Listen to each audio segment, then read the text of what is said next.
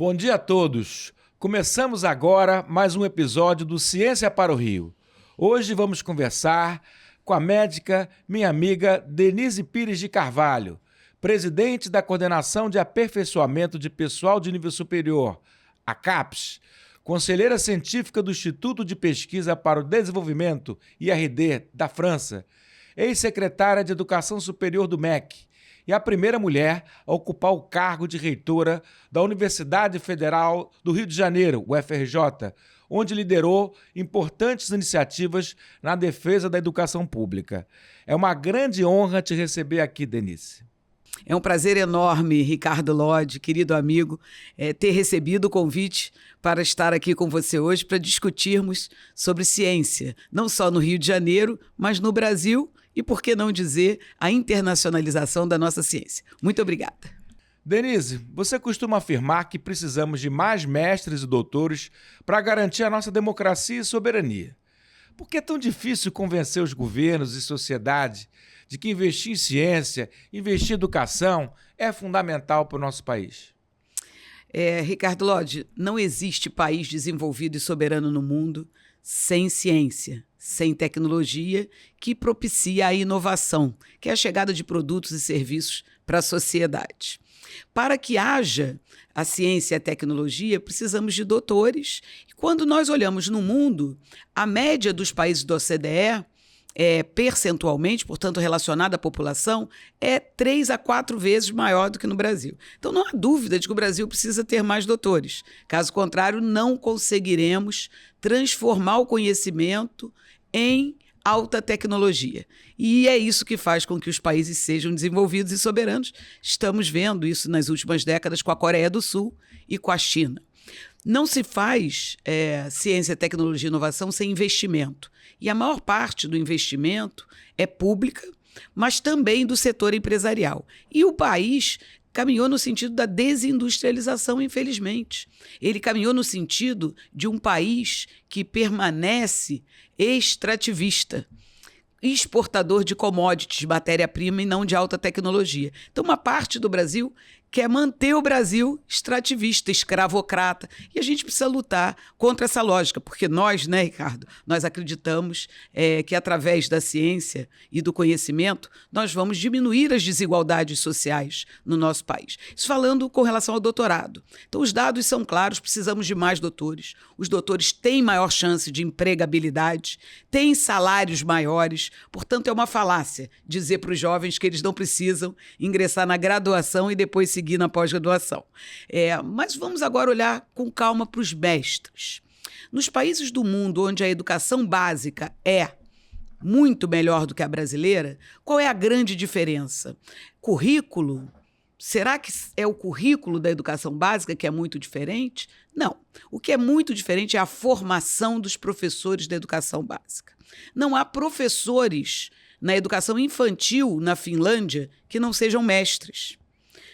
Por isso a Finlândia é muito diferente. Não há professores da educação básica em Portugal mais próximo, que não sejam mestres, enquanto o Brasil tem apenas 3% dos professores da educação básica com mestrado. Muitos dos professores da educação básica não são graduados. Então, a CAPES é muito importante porque ela investe na pós-graduação estrito sensu e também na formação de professores para a educação básica.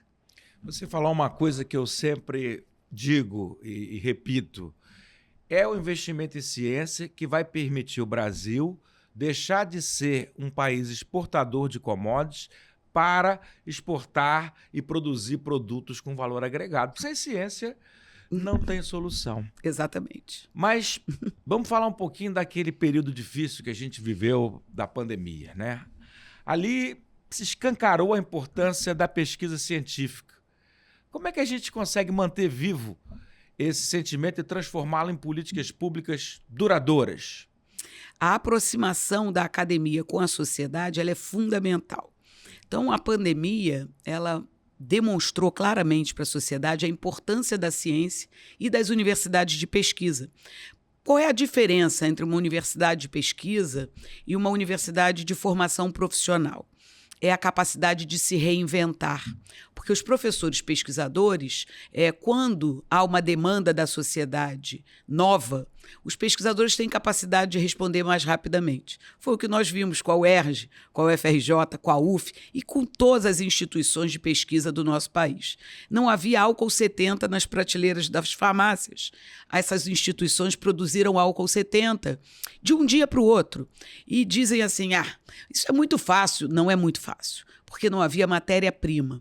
Então, eu quero lembrar do álcool porque é muito simples depois que o álcool está na prateleira. Mas os hospitais do Rio de Janeiro dependiam da produção de álcool que era feito nas nossas universidades. Como nós produzíamos álcool? A partir do álcool contaminado que saía das refinarias, porque nós temos a área de engenharia química, a área de química industrial, e as universidades, com os pesquisadores dessa área, faziam a purificação do álcool a partir de um álcool contaminado. Ninguém mais seria capaz de fazer isso no Brasil, infelizmente, naquela época. Então, nós salvamos muitas vidas, fizemos com que os hospitais não precisassem parar de funcionar por falta de álcool, fizemos testes diagnósticos que a rede privada não tinha. Não tinha por quê? Porque elas dependem do que nós chamamos de kits, que são os kits são testes pré-formados, pré-determinados. E o mundo todo estava comprando esses kits. O Brasil não produz esses kits, tinha que importar. O que as universidades fizeram? Elas fizeram os testes sem kits, porque nós sabemos os princípios metodológicos daquele kit. E os nossos estudantes dormiam nos nossos laboratórios, testando os profissionais da segurança pública, testando os profissionais da saúde, para que eles não contaminassem outras pessoas. Salvamos muitas vidas, você lembrou bem, e a pandemia mostrou para a sociedade o seu valor. Nesse momento do metanol, veja, mortes causadas pelo metanol. Rapidamente, uma universidade da Paraíba, porque após o primeiro e segundo governo do presidente Lula, houve expansão das universidades e interiorização. Essa universidade de pesquisa, ela tem uma nova metodologia para dosar metanol rapidamente, que talvez a gente possa fazer no copo do bar. Imagina, alguém serve um drink e a pessoa pode ver se está ou não contaminado por metanol. Um benefício para a sociedade que gosta de tomar o seu drink.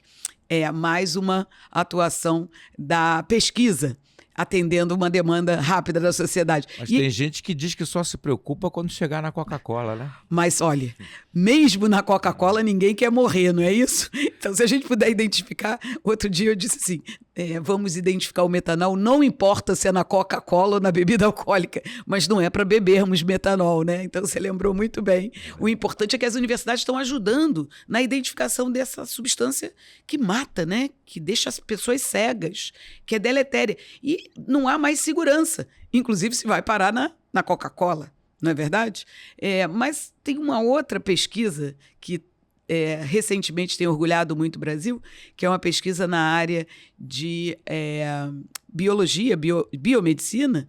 Uma pesquisa foi liderada pela professora Tatiana Sampaio para lesão de medula espinhal, que pode fazer com que as pessoas que sofrem acidentes e perdem os movimentos, os paraplégicos ou mesmo tetraplégicos, possam ter uma chance de ver os seus movimentos retornarem através de uma molécula desenvolvida dentro dos laboratórios, nesse caso na Universidade Federal do Rio de Janeiro, mas tem inúmeros outros exemplos. A UFMG acaba de iniciar, está aguardando para iniciar os testes clínicos com a vacina contra a Covid-19. O Brasil tinha 20 projetos de vacina. Precisamos ampliar a tecnologia de vacina por RNA, que nós não detínhamos em 2019, já existe no Brasil. Tudo isso é feito nas universidades e nos institutos federais e, enfim, nas instituições de pesquisa do Brasil.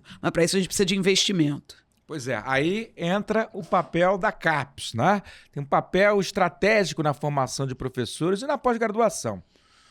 Quais são hoje os maiores gargalos institucionais que a gente tem e como a gente consegue superá-los? A CAPES, ela avança Ela foi criada em 51, portanto, uma instituição que completará 75 anos no próximo ano, mas ela fez com que a pós-graduação, formação de pessoal de nível superior, avançasse muito no Brasil. Principalmente a partir dos anos 2000, quando o processo de avaliação ele é consolidado. Então, nós avaliamos os cursos desde o início, desde 1970. 73 foi o primeiro processo de avaliação. Houve uma ampliação importante da pós-graduação nos últimos anos. Acabamos de analisar mais de 4.600 programas de pós-graduação, o que ainda não é suficiente para o Brasil. Então, o grande gargalo é investimento, porque, na verdade, nós já temos todo o processo de avaliação e criação de novos cursos funcionando há décadas no Brasil e é uma história de sucesso. A CAPES é uma história de sucesso e mostra que as instituições brasileiras fortalecidas podem fazer muito bem para o desenvolvimento da nação. Mas por que nós precisamos de mais investimento? Nós ainda não temos o número de doutores adequado quando nós olhamos a região sul e sudeste, onde a pós-graduação começou. Também no Distrito Federal, por conta da UNB, e nas capitais do Nordeste. Com o avanço da pós-graduação, nós temos hoje instituições do Norte e do Centro-Oeste, para além da UNB, com pós-graduação de muita qualidade nas diferentes áreas do conhecimento, mas ainda aquém em número. Então, nós temos já cursos de excelência na região norte, mas é um número muito menor do que na região sul e sudeste. Então, a pós-graduação precisa ampliar o número e também o número de matrículas. E aí tem um gargalo, que é o número de bolsas e o valor das bolsas. Porque nós sabemos que a nossa população, grande parte dos nossos estudantes, é composta por estudantes em vulnerabilidade social. Então, a bolsa é fundamental para que ele mantenha os seus estudos, para que ele não precise desistir do seu sonho de ser mestre ou doutor, que não é só um sonho do indivíduo, mas é um sonho que deve ser um sonho da nação, porque nós queremos uma nação desenvolvida, com mais mestres e doutores, para que tenhamos melhores serviços, para que tenhamos melhor educação, para que tenhamos uma indústria nacional desenvolvida. Então, na verdade, um projeto de Estado, de país soberano, que passa por mestres e doutores. Se há menos bolsas, se o valor da bolsa não é atrativo, nós, infelizmente, não formamos o número que poderíamos formar. Resumindo, temos capacidade instalada, se houver o financiamento adequado, o Brasil vai definitivamente decolar. Então, esse é um ponto que eu queria sublinhar. A pós-graduação brasileira enfrenta desafios de financiamento e evasão. Quando eu estive à frente da UERJ, implementei ações específicas para garantir a permanência estudantil. Como gestor educacional experiente, quais as estratégias, além da CAPES, né? Quais as estratégias que o Brasil deve adotar para a permanência dos estudantes em situação de vulnerabilidade? Muito obrigada, Ricardo. É uma pergunta importantíssima. Havia um plano nacional de assistência estudantil há mais de 10 anos que as universidades podem lançar mão, e os reitores, né? Eu, quando fui reitora, também lancei programas, inclusive durante a pandemia, nós fizemos isso. Né? Foram planos, inclusive, de inclusão digital, sim, que devem, na época eu dizia, e eu continuo dizendo, os planos de inclusão digital para os nossos estudantes de graduação e de pós-graduação devem ser planos perenes. Eles não deviam ter terminado porque a pandemia acabou, porque ainda há muita possibilidade, e cada vez mais agora com a inteligência artificial generativa, de interação do estudante no ambiente digital. E muitos dos nossos alunos não têm sequer um tablet, não têm acesso à internet. E nós pudemos fazer isso devido à possibilidade, porque havia um Plano Nacional de Assistência Estudantil. Parabéns pela sua atuação, eu vou dizer para todos aqueles reitores. Foi, né? Bacana aquele período, como os reitores se uniram para enfrentar o desafio, né? Exatamente. Porque havia aquela pressão de parte da sociedade da gente oferecer aulas presenciais naquelas condições sanitárias terríveis. Terríveis. E imagina colocar o quantitativo de estudantes que nós temos nos ônibus da cidade do Rio de Janeiro. Nós íamos ter matado muito mais gente do que houve, né? Uma quantidade de mortes muito maior do que houve se os estudantes tivessem ido para os ônibus. E eles estavam em casa assistindo. Nós nós não tivemos na UFRJ, e na UERJ possivelmente também não, uma desistência grande porque nós fizemos os programas de inclusão digital. Mas na UFRJ eu fiz um programa para 12 mil alunos, você deve ter feito, na verdade, 4 mil pediram, né? Eu abri, então não houve teto. A gente abria, os estudantes podiam ser incluídos digitalmente. Parabéns a todos nós naquele período difícil. Mas isso precisa continuar. Exatamente. Quando eu cheguei na Secretaria de Educação Superior, eu cheguei e pedi para o meu diretor de programas e bolsas à época, o professor Alexandre Brasil, que trabalhasse na questão da lei de cotas, que naquele ano estava vencendo, né? Ela precisava ser revista, e nós fizemos isso junto ao parlamento, e a Política Nacional de Assistência Estudantil agora é lei. Então, a partir do nosso trabalho na Secretaria de Educação Superior, nós podemos transformar essa política, esse plano em lei, então a lei do PNAES, que não é somente para a graduação. Nós incluímos a pós-graduação na política, na lei. Então, o PNAES atende graduação e pós-graduação e os grupos mais vulnerabilizados. A legislação está aí, falta a regulamentação e o financiamento. Você sabe, Denise, que embora a UERJ seja uma universidade estadual, essa política nacional foi importantíssima para nós, porque como nós avançamos na política de assistência estudantil, levamos muitos ataques da extrema-direita, que tem uma participação importante na Assembleia Legislativa do Rio de Janeiro. E o que nos segurou, o que nos legitimou, foi o Plano Nacional de Assistência Estudantil. Que agora é lei. Então, avançamos agora no terceiro governo do presidente Lula, no sentido de ter uma lei de assistência estudantil. Os estudantes em vulnerabilidade não são piores estudantes. Muito pelo contrário. Muito pelo contrário. Nós estamos vendo, né, que eles evadem menos quando eles têm a oportunidade de estudar e de se qualificar. Então, na verdade, uma população que era excluída historicamente dos bancos da universidade, dos bancos da graduação e da pós-graduação. E isso não é justo. Precisamos trabalhar cada vez mais por justiça social para que cheguemos à menor desigualdade social no país. E o país tem que parar de perder cérebros, parar de perder talentos e parar com essa história de que a gente pode não ter prêmio Nobel e tudo bem. Temos que buscar cada vez mais prêmios internacionais, incluindo os nossos estudantes em vulnerabilidade, porque muitas vezes a genialidade está aí, nessa camada social que era excluída. Denise, depois de liderar a maior universidade federal do país, o que te credenciou para ocupar os cargos mais altos da educação superior, qual seria para você o maior problema na forma como o Brasil lida com as suas universidades públicas? Nós temos no Brasil, né? Primeiro eu quero agradecer o ministro Camilo Santana ter me convidado, é uma honra enorme fazer parte da equipe do ministro Camilo, que tem feito uma revolução na educação brasileira nesse terceiro mandato do presidente Lula. Está aí o Pé de Meia, um programa que pretende fazer com que haja uma diminuição da evasão no ensino médio. Imagina que mais da metade dos nossos jovens evadem do ensino médio. Né? Quando a gente fala da genialidade, ela está nesses jovens que não estão tendo oportunidade de permanecer.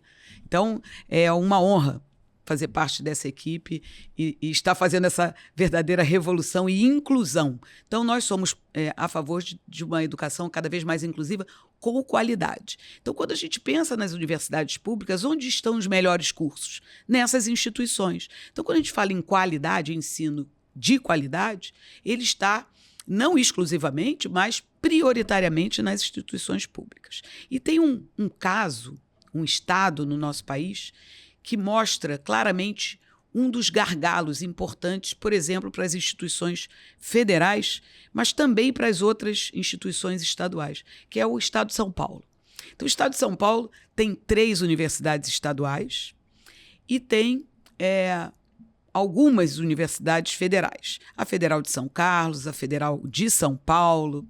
Veja, e tem a FAPESP, uma fundação de amparo à pesquisa que concede financiamento para pesquisa para todas as instituições, não importa se federais ou estaduais. Mas quais são as melhores universidades de São Paulo? As estaduais. E elas são muito diferentes das federais. Qual a diferença entre elas? Não é a FAPESP. A diferença entre elas é que as universidades estaduais em São Paulo têm autonomia, a verdadeira autonomia financeira. A autonomia financeira é fundamental para que haja a autonomia de gestão e a autonomia administrativa dos reitores.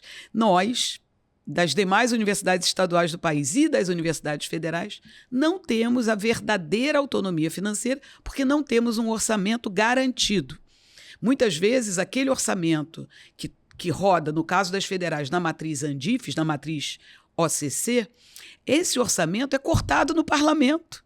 Então, como nós planejamos as atividades do ano seguinte com um orçamento que muitas vezes é cortado? Então, é difícil ter planejamento quando nós não sabemos qual será o nosso orçamento. Então, esse é um gargalo.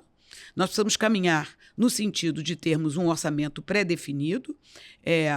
O ministro Camilo Santana e o atual secretário de Educação Superior têm trabalhado na possibilidade de conseguir um financiamento mais garantido para as universidades federais, que não possa ser mexido, alterado pelo parlamento, como vem sendo nos últimos anos. Mas, além disso, a terceirização tem afetado muito o funcionamento das universidades. Terceirização que começa no final dos anos 90, no caso das federais, e que foi, devido aos cargos extintos, foi muito ampliada nos últimos anos. Então, o funcionamento das nossas instituições está dependente de terceirizações que não necessariamente atendem às demandas da academia. Não é fácil termos, por exemplo, empresas para a limpeza de laboratórios e de salas de aula. São coisas muito diferentes, ao mesmo tempo dos nossos hospitais. Não é verdade? E nós temos laboratórios desde a área de ciências humanas e sociais até os laboratórios de alta tecnologia. E ficamos presos a licitações de contratos muito heterogêneos, o que dificulta muito a administração das nossas universidades, como você sabe muito bem, né? Sei, não é fácil. Denise, num país onde fake news muitas vezes tem mais alcance que artigos científicos, como reconectar ciência e sociedade de uma forma duradoura e democrática? É fundamental que tenhamos mais projetos de divulgação científica para aproximar a academia da sociedade. Mas eu costumo dizer que temos que trabalhar nesse Brasil soberano juntos, com projetos que aconteçam ao mesmo tempo. Não podemos fazer uma coisa em detrimento da outra. Então, eu comentei a questão da formação de professores de educação básica. Os professores precisam ser formados com base na metodologia científica, para que, quando a academia se aproxima e divulga a ciência, esse professor possa perpetuar aquele conhecimento e frear, barrar o negacionismo da ciência, que nós temos visto não só no Brasil, mas no mundo todo. Negar a ciência é uma atitude que acontece ao longo da história das sociedades. Desde a Grécia Antiga, passando pela Idade Média, o período da Inquisição. Vejam, Galileu Galilei só não foi morto porque era religioso e por isso ele foi preso. Foi absolvido apenas no século XX. Olha, ele levou séculos para ser absolvido e a teoria dele era perfeita, que é a teoria heliocêntrica, mas que não era interesse de um grupo de pessoas que naquela época negava a ciência, como há hoje um grupo de pessoas que continua negando a ciência. Um grupo de pessoas que usa o Waze, usa o GPS, mas que nega que a Terra não seja plana. Ainda acreditam que a Terra é plana. Eu queria que essas pessoas me explicassem como uma Terra plana pode ter um satélite em órbita entregando a posição onde essas pessoas estão. Elas não deveriam, então, usar GPS, né? Porque com a Terra plana não dá para a gente ter um GPS que vai e vem assim, né? Está em órbita. Então, veja, e essas pessoas acreditam. Por que elas acreditam? Porque elas não conhecem a história da ciência. A história da ciência. É que eles estão muitas vezes com parcelas do poder e podem querer, como fizeram com Galileu, mandar os cientistas para a cadeia. Tem um projeto de lei para criminalizar cientistas. Mas quem vai criminalizar os cientistas? Os cientistas atendem às comissões de ética em pesquisa. A integridade de pesquisa, somos avaliados em cada produção científica por pares. E pelos comitês. O Brasil é muito avançado nas comissões de ética atualmente, as comissões nacionais de ética em pesquisa, o sistema CEP-CONEP. Criminalizar a ciência é isso, é o interesse de um grupo que quer se beneficiar do afastamento da ciência, porque às vezes a ciência não fala aquilo que eles querem ouvir. Né? Esse grupo que, ao negar a ciência, quer se manter no poder. E para se manter no poder, obviamente, não pode ser baseado em critérios científicos, onde a crítica e o questionamento é o que prevalece. Eles não podem ser questionados. Então, é um grupo de pessoas que não quer ser questionado e, por isso, nega a ciência. A ciência é exatamente o questionamento, é a descoberta do novo. Que haja mais ciência no Brasil e que haja menos extremismo contra a ciência, não a criminalização da ciência. Basta. Estamos no século XXI. Amém. Para encerrar, Denise, o que o Rio de Janeiro precisa fazer para se tornar um polo científico mais robusto? O Rio de Janeiro tem instituições de excelência, a UERJ, a UFRJ, a UF, a UENF, lá no Norte Fluminense, o SCAMP, a UERJ é interiorizada, a UF é interiorizada, a UFRJ é interiorizada, temos a Unirio e nós temos a possibilidade de trabalhar em rede, inclusive na área da agronomia com a Rural do Rio de Janeiro, que está associada à Embrapa, há muito a ser feito no Rio de Janeiro e eu tenho certeza que esse arranjo ele pode ser feito utilizando estratégia.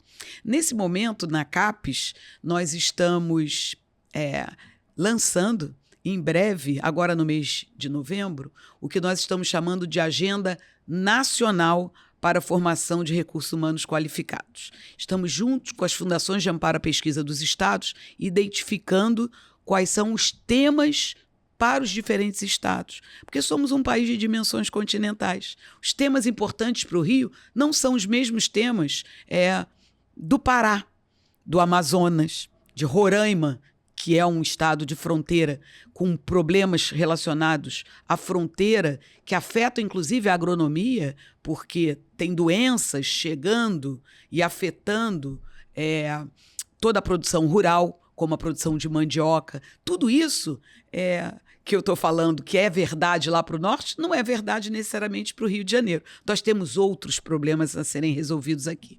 Então, em breve a CAPES lançará essas temáticas nacionalmente e eu sugiro que o Rio de Janeiro faça o mesmo, uma agenda carioca para o desenvolvimento científico e tecnológico, respondendo às diferentes demandas. As demandas são diferentes lá na Serra, no norte, na região litorânea, mas através das universidades e da capacidade instalada no Rio, a gente pode dar um salto, mas precisa de estratégia e, mais uma vez, de financiamento. Como a gente fala, ciência para o Rio, né? Exatamente. Denise, muito obrigado por você ter aberto um espaço na sua agenda que já é limitado em Brasília, ainda mais aqui no Rio. Obrigado pela sua presença. Obrigado a vocês que nos acompanham até aqui. Eu sou Ricardo Lodge e aguardo vocês no próximo episódio de Ciência para o Rio. Até lá.